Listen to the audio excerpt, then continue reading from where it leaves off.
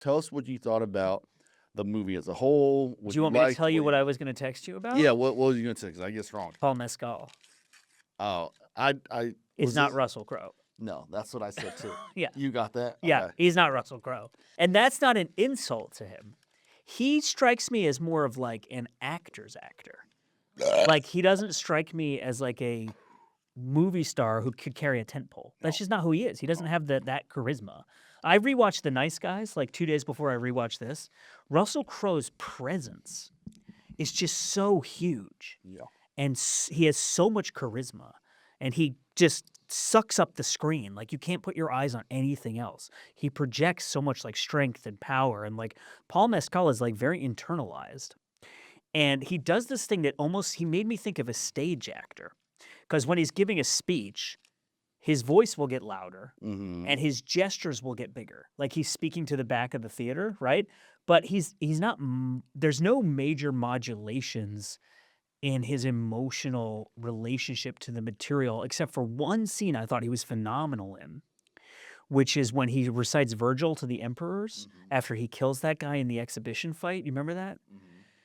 He was like completely unhinged and psychotic in that scene. In so much of the movie, he's playing it so subtly and subdued and so internalized that I like failed to really get anything from him. Yeah, I think my biggest problem with the film was the lead, because like, again, I'm like you. I was expecting there's no Russell Crowe, so you're not going to get that. But I was like, I'm expecting something like Russell Crowe. Not only just like his presence, but just like his stature. He's a big guy and he commands. Well, I don't think this guy's tiny, is he? Compared to all the other gladiators he was. Well, that's the thing, because the other guys are so huge. I'm like, do the thing that they do with Tom Cruise. Don't cast put him on an apple box or something. Or just don't cast a bunch of giant dudes around him, right? Because there's this scene towards closer to the end where he's giving like a speech about like fighting, right? Yeah. He has to stand up on the the statue, thing, and I'm like, he looks like a little kid talking to like grown men. And like, I know it shouldn't matter, but it just like, it feels weird, right?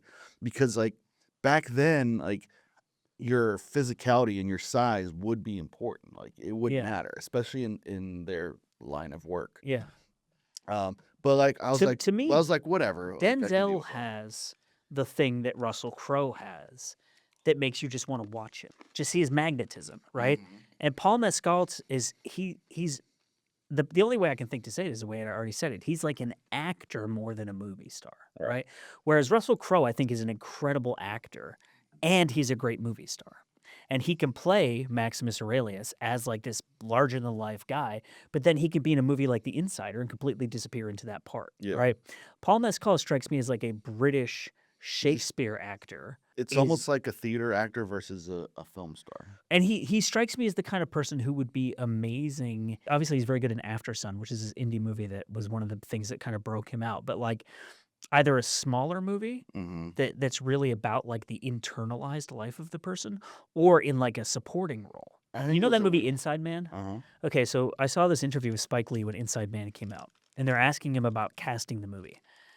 And he was talking about how, like, as soon as you cast Denzel Washington, you've kind of screwed yourself in some respects, because it's so hard to find anyone who can stand opposite him and hold the screen.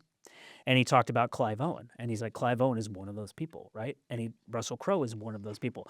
But when you put Denzel in a movie, and then you have someone like Paul Mescal playing opposite him, Paul Mescal kind of just like disappears in those scenes. He does.